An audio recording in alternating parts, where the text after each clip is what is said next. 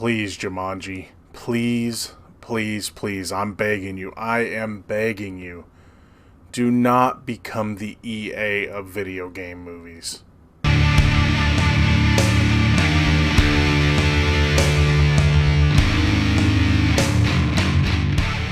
Hey everybody, what's going on? Welcome to an all-new Talkin Movies. As always, I'm your host, the real Geno Reynolds, and today we're going to be talking about the sequel to the surprise hit Jumanji, Welcome to the Jungle. A lot of people didn't think that one was going to succeed because they were making a sequel to a movie that had happened years ago, and I thought they did a good job at honoring the original movie and kind of making it their own.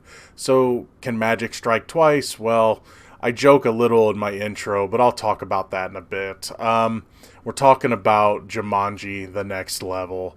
The way this movie's set up, it takes place a year or so after after Welcome to the Jungle, and everyone's kind of went their separate ways, but they're still friends. They're all going to different colleges and everything. But we see that everyone's having this great life, and then all of a sudden we see Spencer, and he hates New York, and he has to work a dead-end job through college, and everyone else seems like they're having so much fun, and he's almost having this midlife crisis when he's like 20 or 19, 20, however old he is in this movie.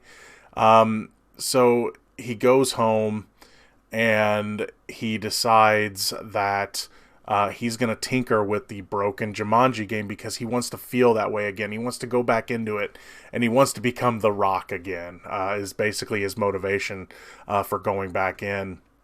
But then he's supposed to have met the other friends when all of them came back home, but of course he doesn't show up because he's in the game. They go to his house to find him. They see the busted game. They touch it, and it just instantly zaps them in. They don't get to pick their own guys. So not only are two of the people zapped in, we have Bethany and Fridge are zapped in. You also get Grandpa Eddie and his, we'll just say his friend, because they're not on speaking terms at the beginning of this movie, Danny Glover's character. And they all, most of them are in different avatars this time, to start off anyway. And that's the basic setup of the movie. They have to get through Jumanji again. They have to find Spencer and beat the game again. I had some hopes for this movie. I really did. I was hoping that they would take what they did with the first one and do more with it. I was hoping they would maybe add new video game elements, and in a way they kind of did here and there. But I would have loved to have seen them even make fun of things like loot boxes or something like that. Just something to change the game up a bit. And yeah, they had new levels, and yeah, there was some new avatars, and we had new characters coming in. But really, a lot of this felt like the same movie, and that's why I kind of joked about the whole EA thing. I don't want to see this movie just change the roster up a little bit and just throw out another movie. And I'll talk about that in a bit, because me saying that plays into the scene that plays that whenever the credits begin. There isn't an after credit scene. I didn't stick around all the way, but from what I understand, there's no after credit scene. But there was something that played right before the credits, or right during at the beginning of the credits anyway. And so, yeah, a lot of this movie, yeah, they're in different bodies, so of course they're acting differently. You've got the Rock is, acting like Danny DeVito, and you've got Jack Black acting like the Fridge character, and Kevin Hart is he's acting like Danny Glover. And so while it's fine at first, some of the gags get old really quick.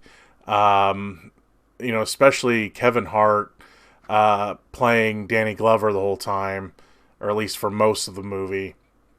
Just the gag gets a little old. It's fine. I'm not saying he did a bad job at it.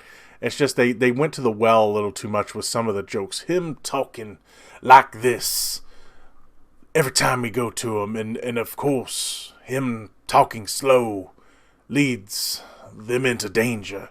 You get what I'm saying? They go to that joke way too much. So yeah, the movie didn't really introduce enough new for me. I wanted to see them, like, again, I wanted to see them embrace some more video game tropes, but instead they went to the powers they have. They used the whole let's get them down to one life, everyone down to one life, and that's your tension. And really, of course, there's no tension. You didn't expect anyone to die in this. It's just nothing was really new enough to me. I was entertained enough, but it just wasn't. It was, and lack of a better term, and I no pun intended. This one wasn't a game changer like the other one was, like Welcome to the Jungle was. So, all in all, it just didn't do enough for me to really make me go, wow, I'm glad they made this sequel. Again, it's entertaining enough, and people are going to enjoy it if you enjoyed Welcome to the Jungle. But again, yeah, I just didn't think they did enough when it comes to the characters and everything. The two main stories that are going on is, and I brought up the first one before, is you have Spencer's kind of having a midlife crisis.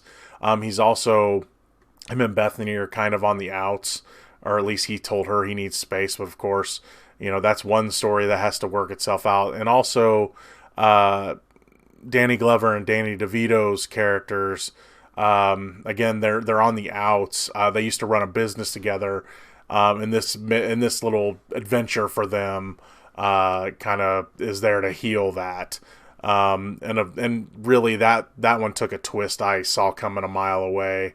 And it was fine, but you see it coming, and then you see what happens at the end coming a mile away too. When it comes to the villain, I thought that the first movie had a boring villain, just kind of a generic villain. I guess I shouldn't say boring, because he was fine, but it was a generic villain. They didn't do enough to really build up their villain.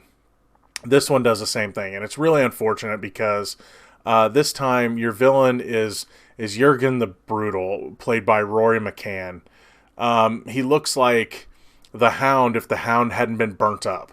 I mean, it's really all it is. He has the long hair and the beard, and I mean, he looks like the Hound because he is the Hound. And really, he's barely in the movie, and they didn't do much with him.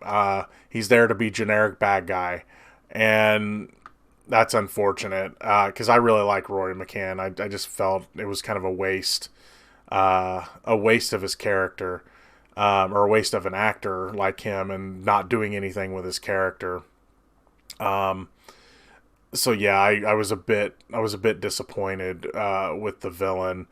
And the overall story, again, it's pretty much you have to get the item and have it do something with that item and say Jumanji and you win, right? I don't expect that to change, but I kind of was hoping for something different. But there wasn't any real tension there in the movie, even if they are all down to one life.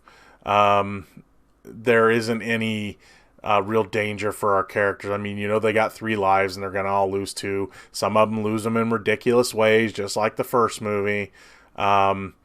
So, yeah, the movie didn't really do enough for me. I wanted more from it.